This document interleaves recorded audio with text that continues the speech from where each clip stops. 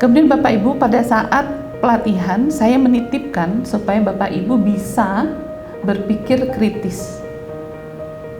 Kan tadi gelasnya udah kosong. Kunci yang pertama, yang kedua, berpikir kritis. Mengapa perlu berpikir kritis dalam keadaan gelas kosong? Supaya daya analisa kita tetap tajam, Bapak Ibu sekalian. Kita dengan latar belakang keilmuan kita masing-masing, kan kita sudah terbentuk pola pikir dan pandangan ya. Baik yang dokter spesialis, dokter umum, yang nurse, seluruh unit-unit yang lain dengan latar belakang pendidikannya, sampai security ada Pak Mariani. Mengapa harus berpikir kritis Bapak Ibu sekalian? Sehingga pendalaman materi itu bisa maksimal. Ya. Apa itu berpikir kritis? Ya. Berpikir kritis itu adalah kita bisa menganalisis secara cermat. Dan kita memiliki kemampuan untuk mengambil keputusan yang objektif. Memang harus objektif ya. Tidak subjektif berdasarkan pribadi. Itu yang disebut dengan berpikir kritis. Ada ciri-cirinya Bapak Ibu sekalian. Cirinya itu yang pertama, punya keterampilan penalaran kritis. Insya Allah kalau kita semuanya sudah minimal D1, D3 berpikir kritis sudah diajarkan ya. Apalagi kalau yang sudah S1 itu sudah makanannya. Apalagi seperti Dr. Tommy misalnya ya. Itu berpikir kritisnya itu sudah otomatis ya Dok ya. Nggak perlu lagi diajarkan sebenarnya. Mengapa? Karena seorang dokter spesialis bedah itu yang selalu dijalankan oleh beliau.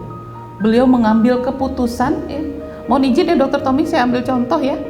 Dokter bedah untuk mengambil suatu keputusan tidak mungkin berdasarkan keputusan subjektif. Beliau pasti minta data. Pasti minta data yang terbaru, kemudian data yang diterima itu tidak akan secara mentah-mentah diterima oleh Dr. Tommy, ya kan Dok? Kalau ada ketidaksesuaian data itu antara, kan misalnya ada 10 data yang disampaikan gitu ya.